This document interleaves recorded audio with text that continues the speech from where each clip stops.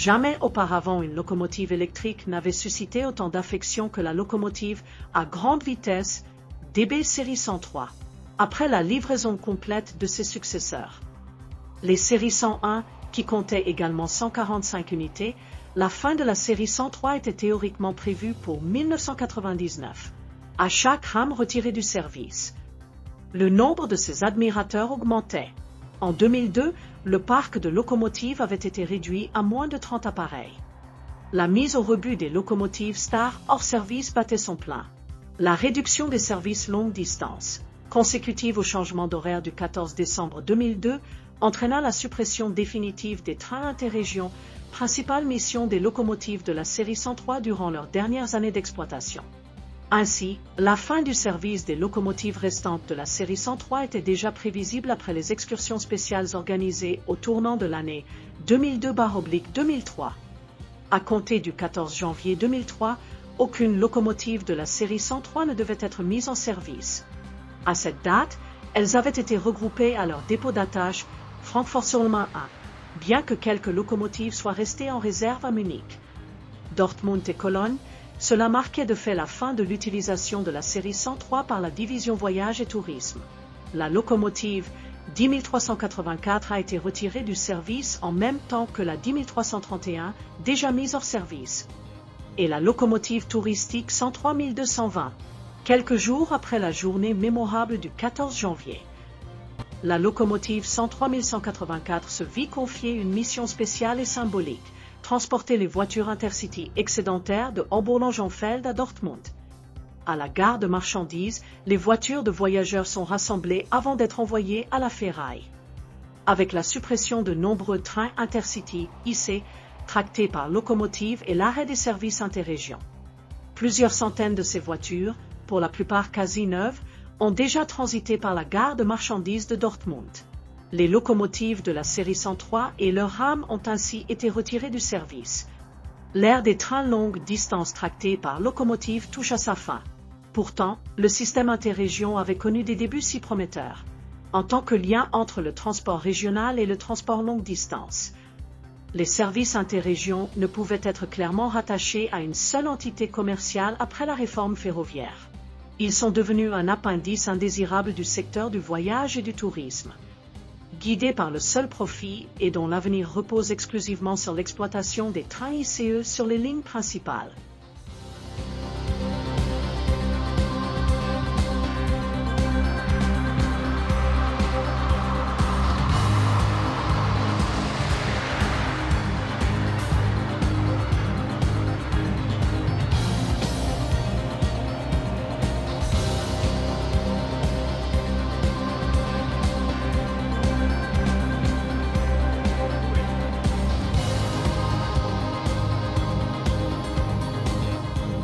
Il se souvient encore des impressionnants services ferroviaires. 17 voitures reliant Mayence à Dortmund. Les locomotives de la série 103 livrées au dépôt de Munich Central et de Francfort-sur-le-Main à partir de septembre 1970 furent immédiatement mises en service. L'année suivante, Hambourg-Edelstedt reçut également sa première locomotive de la série 103, la numéro 162.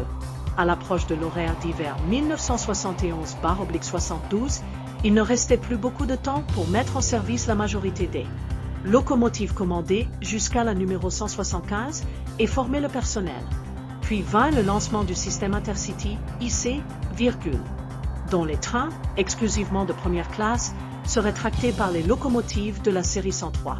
Jens Johnson, appareil photo 8 mm en main, se tenait dans le hangar à marchandises de Hambourg-Altona. Manfred Locan, sur le pont de Wuppertal-Vohwinkel, photographiait les premiers trains IC de la Deutsche Bahn, tractés par les locomotives numéro 903. En 1971, de nouvelles locomotives de la série 103 furent commandées jusqu'à la numéro 215, alors même que la première perte totale avait déjà eu lieu. La locomotive numéro 10306 fut si gravement endommagée à Rheinweiler qu'elle dut être mise à la ferraille.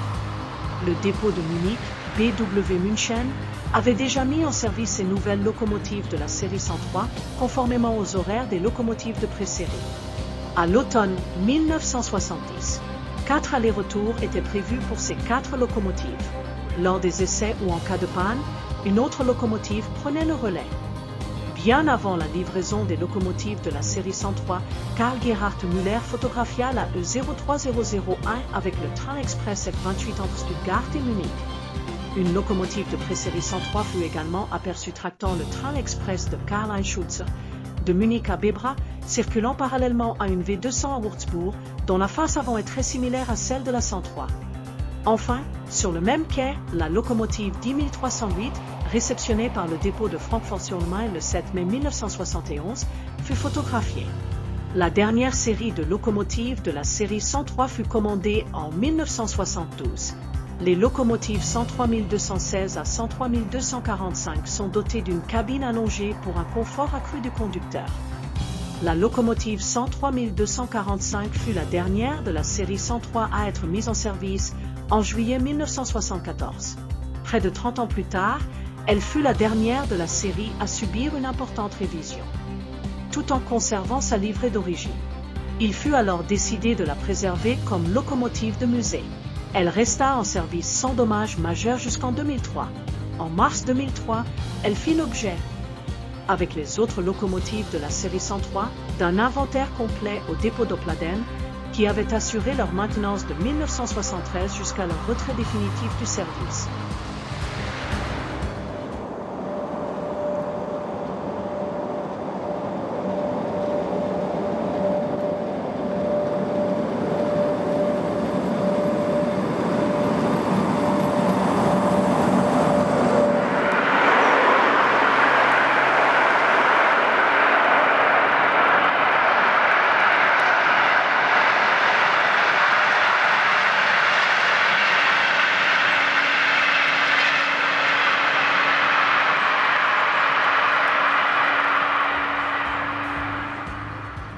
En mars 2003, l'ancêtre de toutes les locomotives de la série 103, la E03001, livrée en 1965, circulait entre Düsseldorf et Hanovre. Ce train de luxe des années 1960 transportait les visiteurs du salon CBIT. La E03001 avait été restaurée dans son état d'origine à l'usine d'Opladen au printemps 1998, grâce aux locomotives de pré-série E03001 à 004. L'ADB a pu acquérir une expérience opérationnelle suffisante, qui a ensuite été intégrée au développement de la série 103. Les différences techniques étaient si importantes qu'un nouveau système de numérotation a dû être mis en place pour la série 103. Les numéros de service n'ont pas commencé à 005 comme prévu initialement, mais à 101. L'amélioration des performances était également visible. Une rangée supplémentaire de ventilateurs s'est avérée nécessaire sur cette série afin d'assurer une meilleure ventilation de la salle des machines. Pendant de courtes périodes, la locomotive de série délivrait plus de 40% de puissance supplémentaire au rail, atteignant 10 400 kW. Ces puissantes locomotives étaient indispensables pour concrétiser les ambitions futures de la Deutsche Bundesbahn, DB, dans le cadre d'un nouveau programme de gestion opérationnelle. À partir de 1971, les trains circulant à 200 km/h devinrent monnaie courante. Grâce à leur conception aérodynamique adaptée à ces vitesses, les locomotives s'imposèrent comme les piliers du progrès. Leur allure futuriste séduisit également les jeunes. Il n'est donc pas surprenant que le timbre destiné à la jeunesse, émis en avril 1975, ait représenté une locomotive de la série 103. Les formes arrondies créées en soufflerie n'étaient pas une nouveauté pour les chemins de fer allemands. Le concept avait été développé dans les années 1930 avec des véhicules comme le Hamburger volant. Ici, un tel autorail est tracté sur la ligne principale à Riesa. La locomotive est une classe 103. Dans la Reichsbahn de la RDA, la V36 était désignée ainsi pour des raisons de compatibilité informatique. À une vitesse de 55 km/h, l'aérodynamisme pouvait certes être négligé, mais revenons à la DB classe 103, même les plaques d'identification des locomotives respectaient les principes de l'aérodynamisme. À Hagen, un train de marchandises est dépassé par une ancienne locomotive DBV36. Ces locomotives furent logiquement désignées classe 236 pour des raisons de compatibilité informatique. Voici l'ancêtre le plus important de notre locomotive vedette, la performante E18, capable d'atteindre 150 km/h, qui avait déjà remporté le ruban bleu des rails avant la guerre. Notre classe 103 est considérablement plus rapide et ambitionne de rivaliser avec l'avion, du moins sur le trafic intérieur. Bien que son poste de pilotage ne compte pas autant de commandes qu'un jumbo jet, les similitudes avec ce géant des airs, comme le pare-brise et la forme du pot,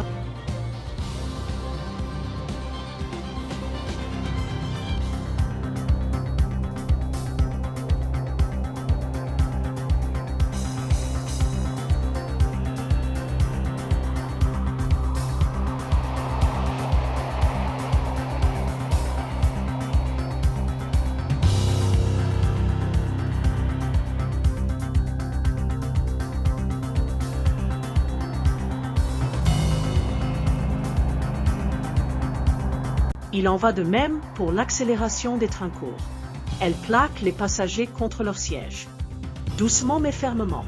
Notre rame de la série 103 pouvait à peine suivre le rythme d'un jumbo jet sur le point de décoller. La rame la plus rapide de la série 103 a atteint 252,9 km/h lors des essais. À des fins publicitaires, la série 103 a effectivement décollé. Voici un autocollant de la Deutsche Welle, DW. Jusqu'en 1993, Lufthansa exploitait son propre service ferroviaire entre les aéroports de Stuttgart, Francfort et Düsseldorf. Les locomotives étaient peintes aux couleurs de Lufthansa. Pour les 2 dernières années d'exploitation sur le réseau ferroviaire, la 10301 basée à Francfort fut ajoutée. Après l'arrêt de la maintenance des locomotives de la série 103 par le dépôt de la gare centrale de Munich en 1974, le stock restant fut réparti équitablement entre les dépôts de Francfort-sur-le-Main et de Hambourg-Edelstede. Chaque unité comptait désormais 72 appareils. Le nombre de déploiements était sans précédent et, contrairement à toute autre série d'avions, ne cessait d'augmenter.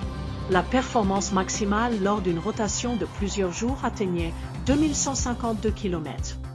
De tels déploiements exigeaient une fiabilité à toute épreuve, garantie uniquement par une maintenance méticuleuse. Pendant plus de 17 ans, Hans Rinck, à la tête du groupe C, a veillé à la qualité de l'atelier de Francfort.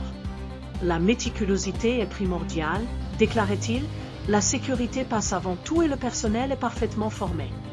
Cela permettait également de réduire le temps de travail. Chaque manœuvre a été parfaitement exécutée. L'arrêt au stand de Michael Schumacher n'est peut-être pas si improbable. Nous avons positionné le personnel nécessaire autour de la locomotive afin d'éviter tout conflit. Cela a permis de minimiser les temps d'arrêt. Les pannes de cantonnement ont été évitées, notamment grâce à une formation approfondie du personnel, et avec le recul, nous pouvons tous en être très fiers. Pas un seul accident à grande vitesse n'a été recensé. Imaginez un peu, sur des années et des millions de kilomètres parcourus. C'est le premier point. Le second, comme prévu, a été atteint grâce à la mise en place d'équipes spécialisées. Je citerai, par exemple, et au nom de tous, l'équipe électronique, le système indusi. Je mentionnerai aussi les mécaniciens de l'atelier, les Modermanés, surnom local de l'équipe, qui maîtrisaient parfaitement leur métier, et les Faire cette manière, surnom local de l'équipe, qui assurait quotidiennement et sans relâche un service minimal sur les 103 trains. Cela a également favorisé un fort sentiment d'appartenance et d'engagement. Chacun se sentait responsable du modèle 103. La 103 était une locomotive conçue pour les trains légers et rapides. Le suffixe 03 rappelle et perpétue l'héritage de la légendaire locomotive à vapeur 03.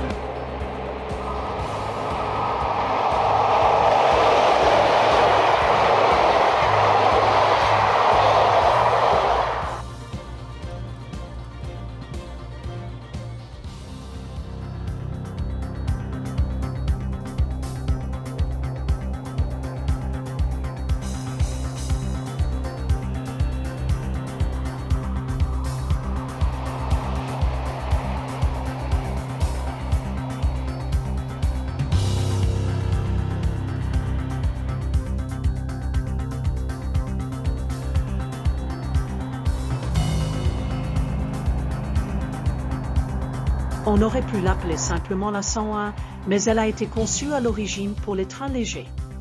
Lorsque la 103 a été exclusivement affectée au transport de trains lourds 10 à 12 Intercity et que la proportion de trajets de 200 km a régulièrement augmenté, la locomotive a été de plus en plus sollicitée selon un horaire pour lequel elle n'avait pas été initialement prévue. Logiquement, le nombre de pannes a augmenté. Cependant, il faut reconnaître que cette locomotive surpasse de loin tout ce qu'un technicien ou un ingénieur ayant participé à sa conception aurait pu imaginer. Même dans ses rêves les plus fous. À mon avis, la 103 a atteint des performances exceptionnelles. Force est de constater que la 103, retirée du service aujourd'hui avec environ 100 millions de kilomètres au compteur, est arrivée à son terme. Elle a mérité sa retraite de la plus belle des manières. Aucune autre locomotive au monde n'approche même de si près son kilométrage. Les locomotives de la série 103 sont devenues de véritables monuments.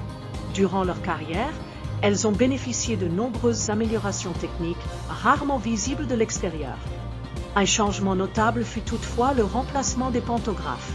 Les locomotives de la série 103, jusqu'à la 4e série de production incluse, étaient équipées du pantographe standard DBS 54 à bras oscillant Warnish. Ce pantographe présentait des dysfonctionnements à haute vitesse et pouvait même endommager la caténaire. C'est pourquoi ces locomotives furent ensuite équipées du pantographe à bras unique. Montés sur les locomotives de la série 111 alors en cours de livraison, ils ont donc retiré le pantographe à un bras du 111 pour l'installer sur le 103 et ont doté le 111 du DBS 54, un pantographe à ciseaux. La 5e série de production était déjà équipée du pantographe à un bras. L'aérodynamisme extérieur du 103 comprenait les mitrailleurs avant montés sous la traverse de tamponnement. On apprend également pourquoi ces derniers ont disparu au début des années 1980. Pour nous, à l'atelier de maintenance, les tabliers avant n'ont jamais été une partie de plaisir. Ils étaient constamment cabossés, la tôle se déformait de multiples façons. Surtout en hiver, la neige s'accumulait abondamment sur le tablier arrière, rendant leur entretien difficile.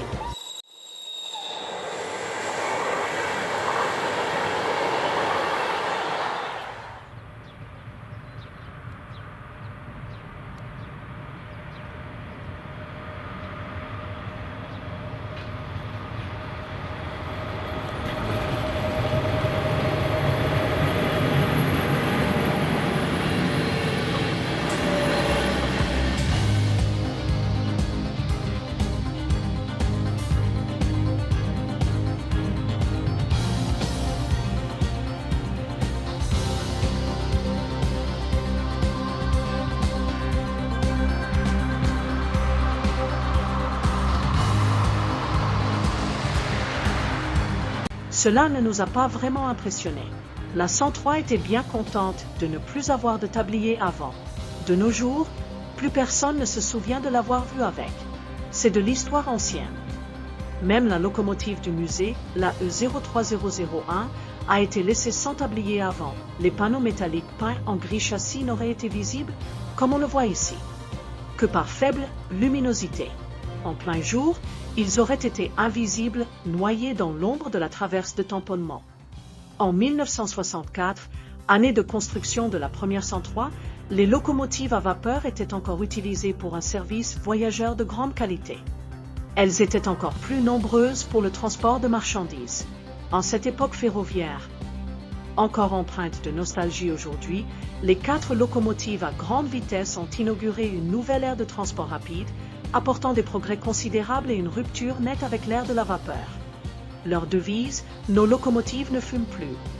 Les premières locomotives de la série 103 conservaient de nombreux éléments décoratifs typiques des locomotives de la Deutsche Bundesbahn, RDF, des années 1950. Par exemple, la bande chromée continue et le toit argenté avec sa gouttière leur confèrent un aspect quelque peu désuet.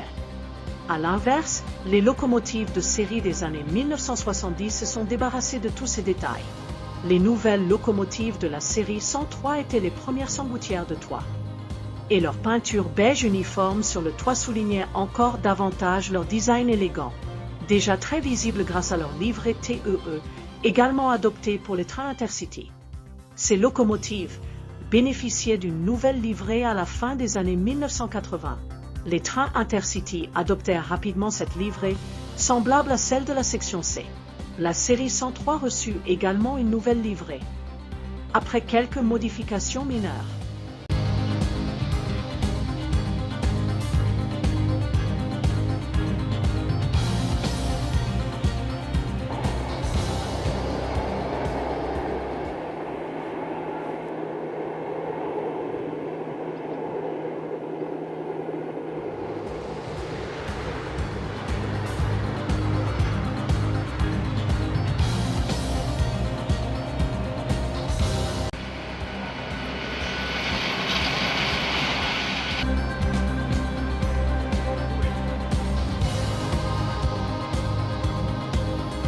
Sur plusieurs locomotives, la traverse longitudinale grise et la traverse de tamponnement furent peintes en rouge.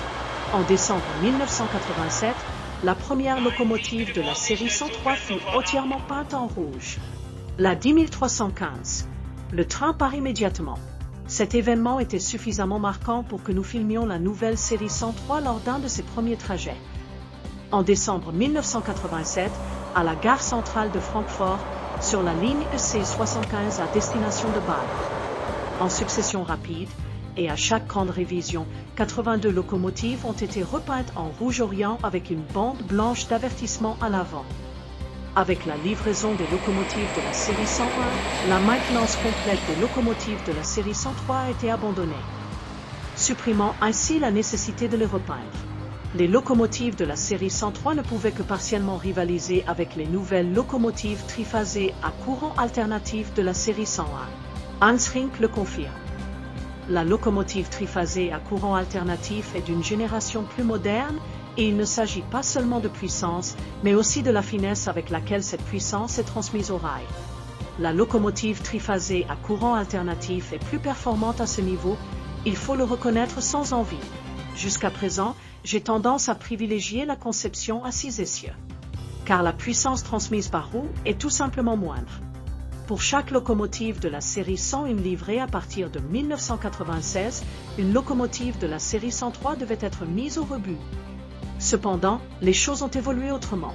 La scission de la Deutsche Bahn en unités opérationnelles dans le cadre de la réforme ferroviaire a entraîné une hausse de la demande en locomotives. Les locomotives de la série 103 restaient nécessaires. La DB a reçu un total de 145 locomotives de la série 101. Puis, les fabricants de trains miniatures ont commencé à proposer les locomotives de la série 103 qui ont succédé à la série 101.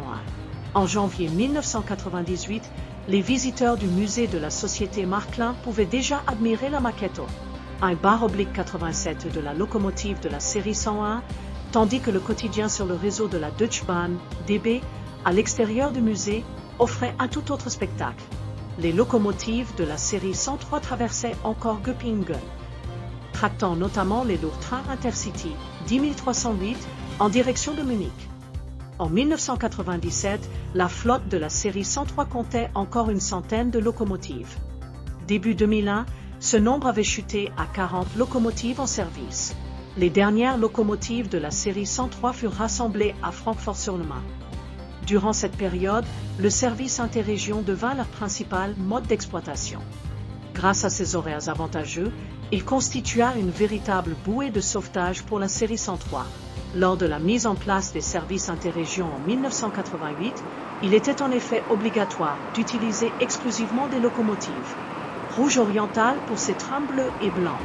Comme Hambourg ne possédait que 2 locomotives rouges à cette époque, la 103169, fraîchement repeinte et provenant de Francfort, faisait partie de celles amenées ici.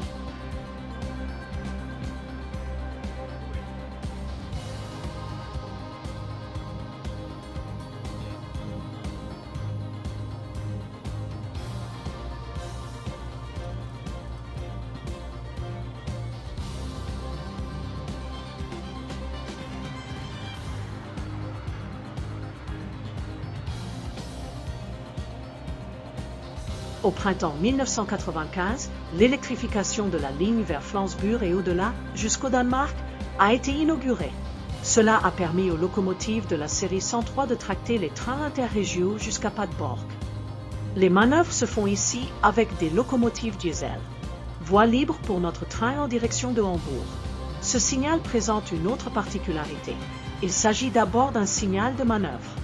Puis il passe brièvement au rouge avant de devenir vert. Un feu vert fixe n'indique pas encore que la voie soit libre. Ce n'est que lorsqu'il se met à clignoter qu'elle l'est. Le vert signifie donc que je peux leur donner le feu vert.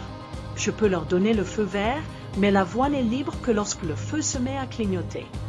Je m'engage maintenant sur les deux voies. Sinon, c'est simple, car on ne voit plus grand-chose en gare, les trains filent à toute allure, alors personne ne pose de questions. C'est autorisé. Les abeilles ne sont pas si fragiles, après tout. À Randsburg, on traverse le canal de Kiel. L'imposante structure du pont est visible depuis la gare. Les trains interrégions en provenance du Danemark avaient pour destination finale. Au sud de Hambourg, Hildesheim, Göttingen, Hanovre ou enfin Kassel. La traversée du canal de Kiel était un incontournable pour les touristes sur cette ligne. D'autant plus que, en raison de travaux, la vitesse était limitée à 40 km/h. Cela laissait aux passagers le temps d'admirer le paysage. Aux alentours de Randsburg, les trains interrégiaux se croisaient régulièrement et, en fonction des retards des trains venant du sud, des rencontres comme celle-ci pouvaient se produire.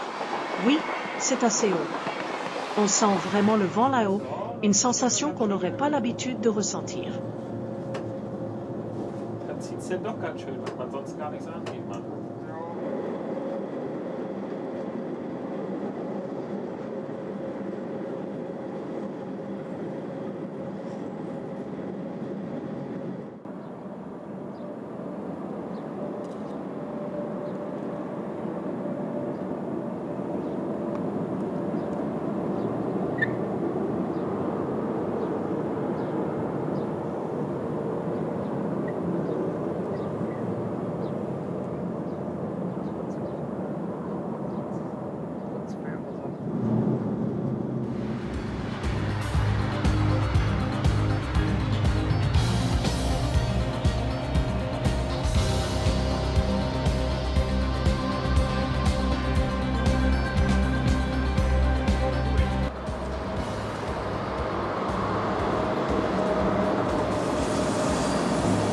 À une telle altitude, le conducteur du train peut parfois se sentir comme un commandant de bord. Le trajet, avec un arrêt à Neumünster, mène rapidement à Hambourg, peu avant la gare centrale. On traverse le lac intérieur de l'Alsté. Depuis Hambourg, les lignes vers Hanovre et Brême ont toujours été assurées par les locomotives de la série 103. Le dernier service intercity régulier en 2001 était LIC 703 à destination de Cologne et LIC 702 au retour. À cette époque, le service interrégion vers Paderborn avait déjà disparu. La ligne interrégion de Bad Bentheim à Berlin passait par Wolfsburg, devant l'emblématique usine Volkswagen. Des trains de la série 103 circulaient sur cette ligne jusqu'en janvier 2003. La veille du 4e dimanche de l'Avent 2001, seules 3 cheminées étaient illuminées d'une flamme.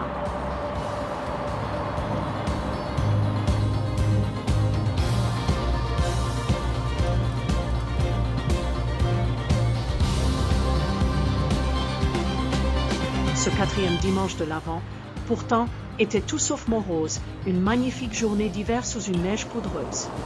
Le paysage de Bassax, entre Hanovre et Biesfeld, était recouvert d'un épais manteau neigeux qui, en se compactant rapidement sur les routes, se transformait en glace.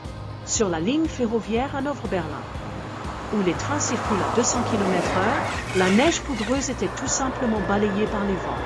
Près d'Biesfeld, le train 10348 émerge d'un banc de neige laissé par un ICE arrivant en sens inverse.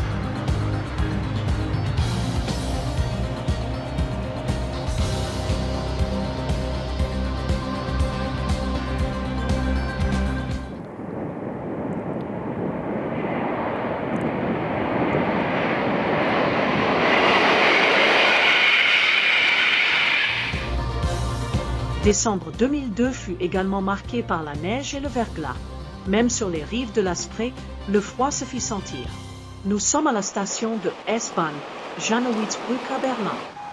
Peu avant d'arriver à destination, Ostbahnhof, gare de l'Est, la locomotive de la série 103, pour son dernier voyage, est attendue par les cinéastes et les photographes. Il s'agit de la future locomotive Musée 103 à 245, qui a l'honneur d'assurer l'un des derniers trajets interrégiaux au départ de Bad d'Anthem avant la refonte majeure des horaires. En décembre 2002, le matériel roulant a déjà été remplacé, car les trains Intercity, plus onéreux, circuleront désormais sur cette ligne, tractés par des locomotives de la série 101, sur fond de l'usine de pneumatiques Continental. À la périphérie ouest de Hanovre, nous croisons des trains interrégiaux en provenance et à destination de Berlin. L'apparition de la série 103, rouge et beige, de plus en plus rare, ravit les photographes présents.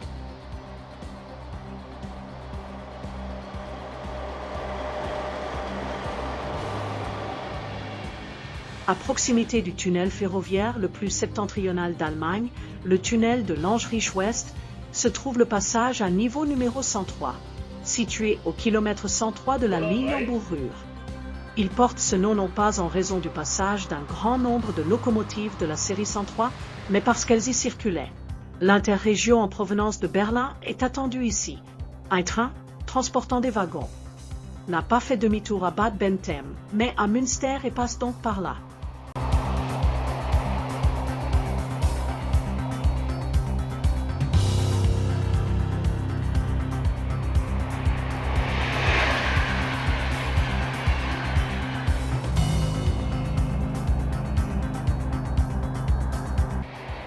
À la fin des années 1960, l'université de la Ruhr à Bochum devait incarner la transformation structurelle de la région industrielle de la Ruhr. À proximité de l'université, sur les rives de la Ruhr, se trouve la ville de Wittan, où divergent les lignes menant à Hagen. La voie de fret qui traverse le viaduc jusqu'à la gare de triage de Voral n'est désormais utilisée par les trains de voyageurs qu'en cas de déviation. L'IC 703 a dû emprunter cet itinéraire le 12 mai 2001, l'autre voie étant fermée suite à un important incendie. Suivons maintenant le trajet de l'IC 703 jusqu'à Hagen. Durant l'été 2001, il n'était tracté que ponctuellement par une locomotive de la série 103. Ici, les locomotives 103 à 113 croisent les trains express régionaux, tractés par des locomotives de la série 111, à leur entrée en gare. Le départ de la gare centrale de Hagen est impressionnant. La ligne grimpe abruptement vers Wuppertal. En octobre 2000, nous avons observé la locomotive 10388 tirer un train lourd hors du tunnel de Hagen. Peu de temps après, elle servait uniquement de station de transformation pour chauffer un dépôt ferroviaire berlinois. Puis, un an après la prise de cette photo, elle a été mise à la ferraille.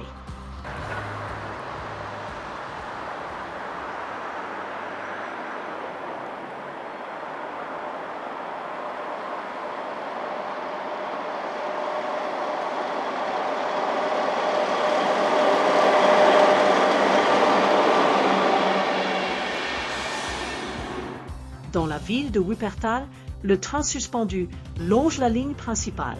Ce mode de transport public atypique suit le cours sinueux de la rivière Wupper.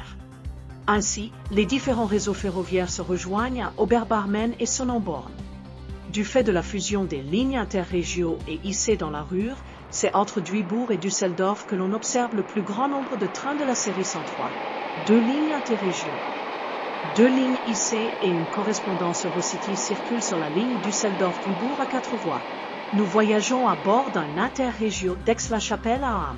Cette locomotive demande un peu de réflexion.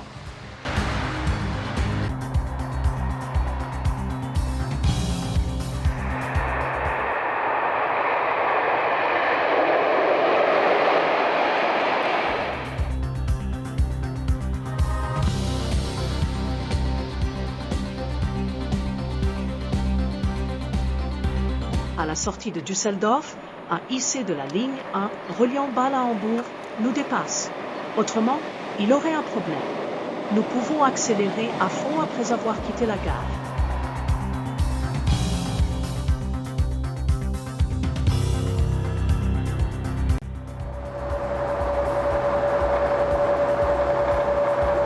Das ist eine Lokomotive um Mietdecken muss. Kannst du jetzt hier voll rausfahren? Nee, nur viel.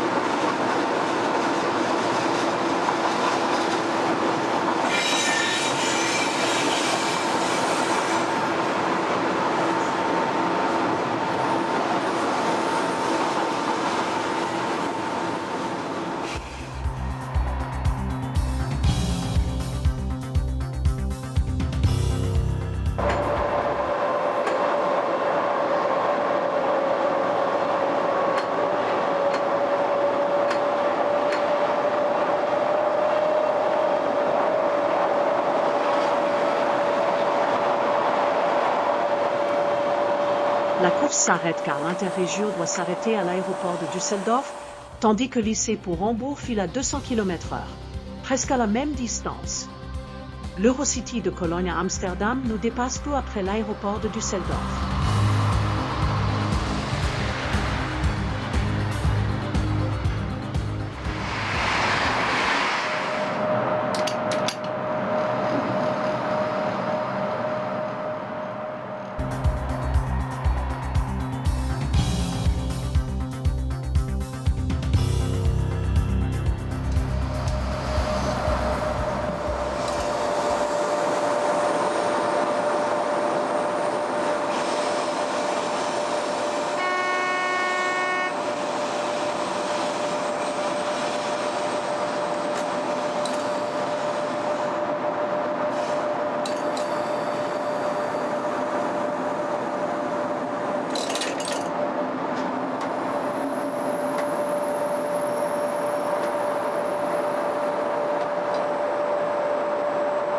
Lors de l'arrêt à Duisbourg, nous rejoignons le train EEC à destination d'Amsterdam, dont la locomotive de la série 103 le conduit jusqu'à Emmerich, quelques kilomètres après Duisbourg.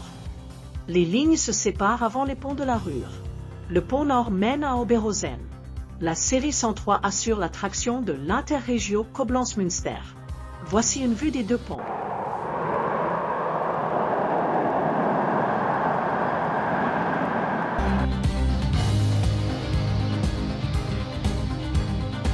Avec la ligne passant par Essen en direction de l'Est au premier plan. Avec un trafic aussi important et de grande qualité autour de Duisbourg, un renouvellement plus fréquent des voies est certainement nécessaire. Elle a amené l'ancienne V320-001, l'unique locomotive à 6 essieux de la DB, utilisée comme locomotive de chantier, à une rencontre avec les autres locomotives à grande vitesse à 6 essieux, notamment notre série 103. De nouveaux travaux de construction de voies étaient en cours ici, à Duisburg-Ham, tandis qu'à quelques kilomètres de là, la gare de marchandises de Duisburg centrale était en pleine expansion. Tel était le tableau contrasté de la DB en l'an 2000. À quelques kilomètres seulement se trouve le dépôt d'Oberhausen-Osterfeld, où sont stationnées les locomotives de marchandises, dans la salle de repos sous la cantine. Le conducteur de train Horst Rofalski nous raconte une anecdote curieuse sur une locomotive ET30 et une classe 103. Elle, ET30 était en effet une locomotive assez moderne pour son époque. Lorsque le conducteur recevait l'ordre de départ, il lui suffisait d'avancer son levier. Si une classe 103 était également en service, partant peut-être d'Emmerich. Pendant que elle, ET30 était à Wesel, la journée était terminée et l'interrupteur principal devait être retiré de la locomotive. Voilà le problème. La ligne d'Emmerich était particulière car le dernier point d'alimentation électrique se trouvait à Oberhausen. Cela signifiait que la tension sur ce tronçon de 61 km était tout sauf stable. Hans Kalkar, conducteur de locomotive stagiaire, expliquait « L'avantage de la 430, c'est qu'elle était équipée d'un relais de sous-tension qui tenait jusqu'à 8500 volts. Mais avec la 103, à 13500 volts, c'était la fin. C'est à ce moment-là que l'aiguillage principal disjonctait et que la locomotive continuait à rouler sans puissance. Elles arrivaient toujours en sens inverse, faisant des siennes, et puis finalement, elles faisaient un truc comme ça, et là on se disait « Attendez une minute, on va vous avoir aussi ». Et si l'un d'eux s'approchait de nous en faisant ça, on accélérait à fond, la tension chuterait en dessous de 10 000 volts, et c'en serait fini pour lui. Ensuite, on arrêterait, whoosh, et le conducteur serait sous le choc pendant une trentaine de secondes, puis quelques secondes de calme, et puis, ensuite, vérifier si la tension pour les vélos est toujours présente. C'est primordial. Si c'est le cas, je vais essayer. Peut-on l'allumer? Si ça ne fonctionne pas, il faut faire demi-tour. Il y a probablement un problème en amont. Courant aérien, courant de terre ou chauffage du train. Ce sont ces éléments qui agissent directement sur l'interrupteur principal. Nous arrivons maintenant sur une ligne interrégio où la 103 n'a été mise en service que vers la fin de sa carrière. La fameuse liaison de l'Allemagne centrale. À partir de 6 heures du matin, les trains interrégiaux subissent un changement de locomotive toutes les 2 heures à la gare de Ham. En effet, les trains entre Aix-la-Chapelle et Weimar doivent y changer de direction. Pendant que la 103 est dételée à une extrémité du train, une autre 103, déjà en attente, est attelée à l'autre extrémité. Cela raccourcit la manœuvre, souvent fastidieuse, de changement de direction. Le changement de locomotive s'est effectué quasiment simultanément sur les deux quais adjacents, les trains interrégiaux circulant dans les deux sens arrivant en même temps à Ham.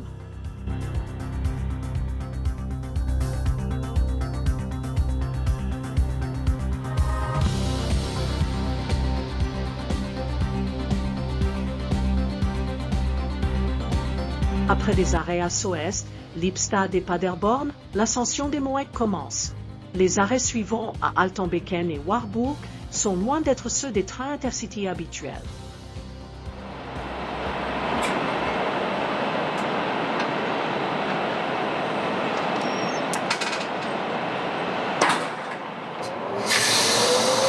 So, wir meiner Kinderwegen geht los, ne?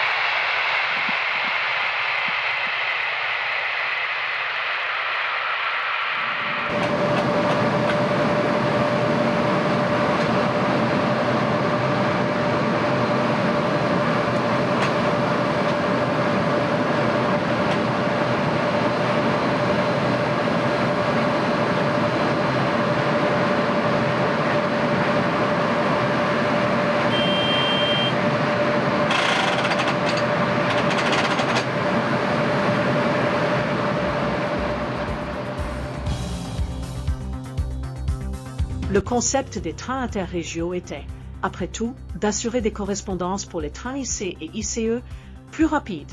Cependant, en 2003, les trains IC et ICE ont remplacé les interrégiaux et, avec un horaire quasiment inchangé, ils s'arrêtent naturellement eux aussi à Altenbeken. Par ailleurs, le célèbre viaduc fête cette année son 150e anniversaire. Les locomotives de la série 103 n'ont circulé sur cet ouvrage que pendant 7 ans, avec quelques interruptions. Dès que le train interrégio dépasse le village de Libeno, les barrières du passage à niveau se referment dans un claquement sinistre. La gare est célèbre pour son virage serré, presque en forme de fer à cheval, à l'endroit où la ligne passe de la vallée du Diemel à celle de l'Eder.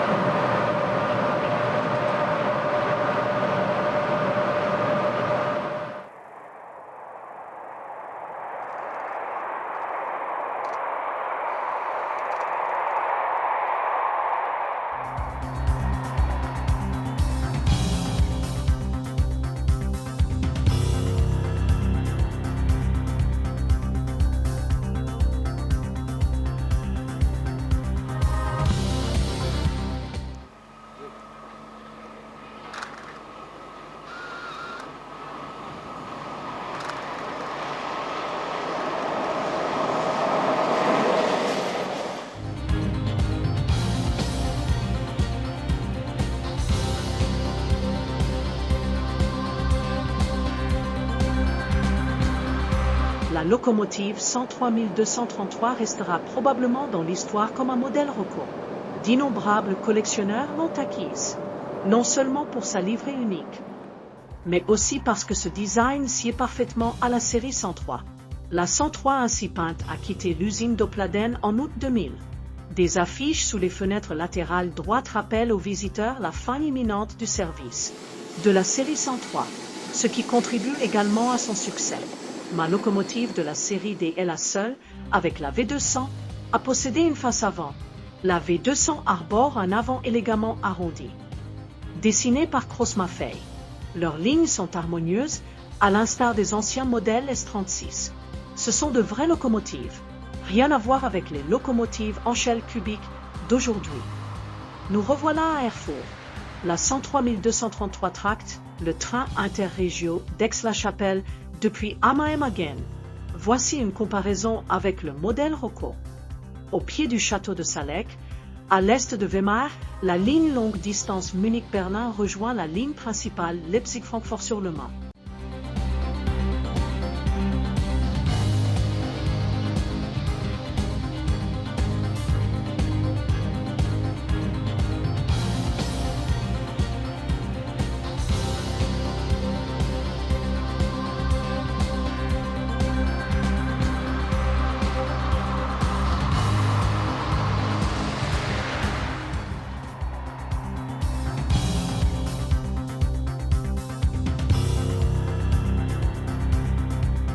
Emprunté par la série 103 jusqu'à la fin des services interrégiaux.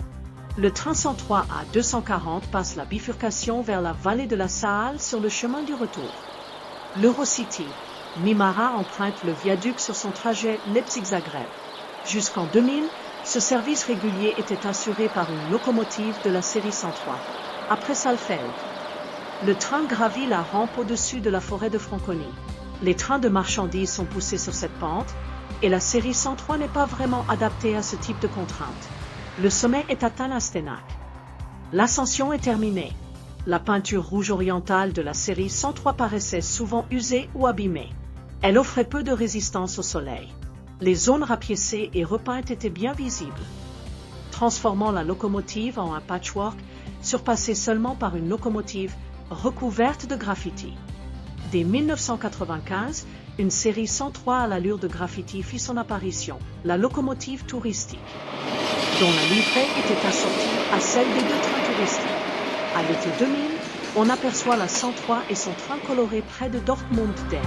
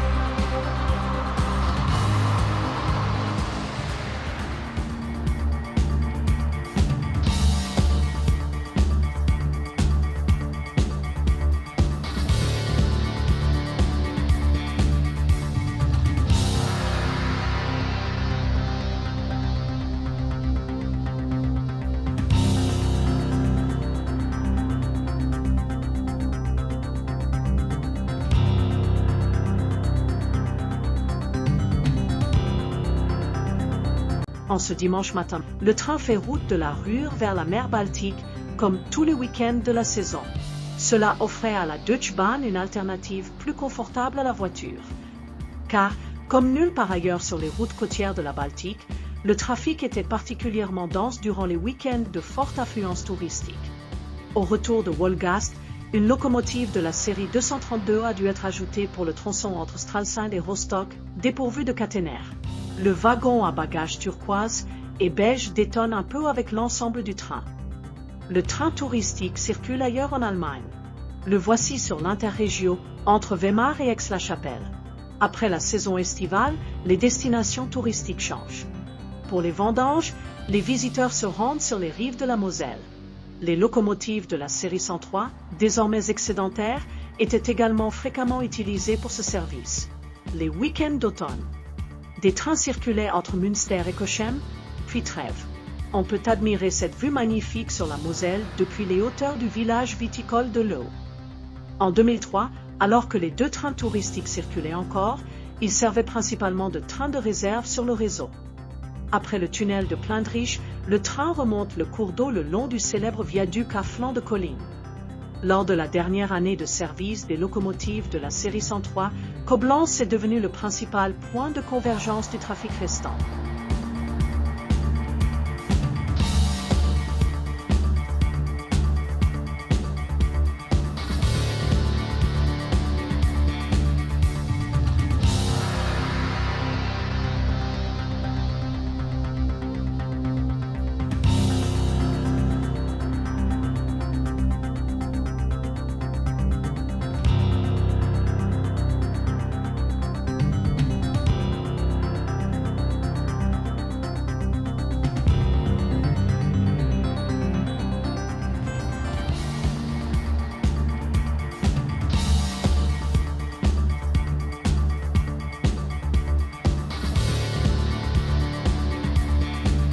À l'occasion de la fête de la gare, la locomotive 10384, rénovée par l'atelier de formation de Francfort depuis février 2002, est exposée.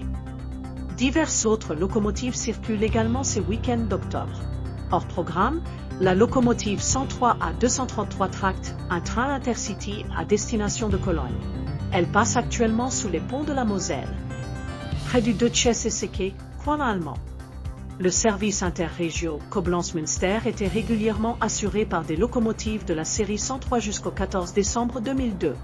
Voici la 103 245 à Andernach. L'un des derniers services de qualité assurés par la série 103 était l'Eurocity 13, reliant Dortmund à Stuttgart. Entre Mayence et Worms, la ligne traverse les vignobles de Nierstein, offrant une vue magnifique sur la voie ferrée et le Rhin.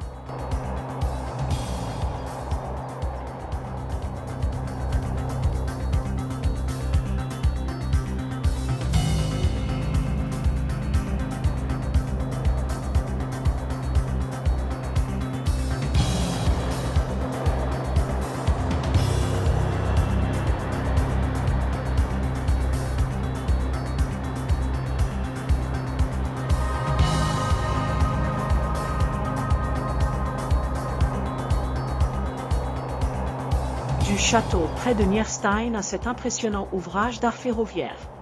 L'imposant poste d'aiguillage central est un emblème de la gare centrale de Munich.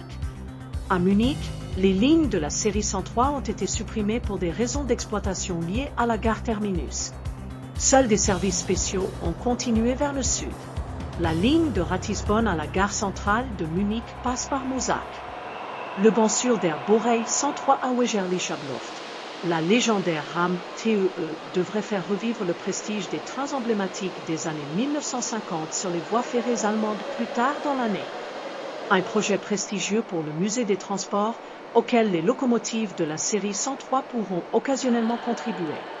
Immédiatement après leur retrait du service, les locomotives de la série 103 ont été mises à la ferraille. Le matin, sur le train de marchandises reliant Francfort à Cologne, des locomotives de la série 403 sont destinées à la démolition. Une locomotive de la série 103 est acheminée vers le ferrailleur de Trèves. Les autres seront démantelées à Opladen. Face à ces images, il devient évident que la carrière des locomotives de la série 103 touche inéluctablement à sa fin.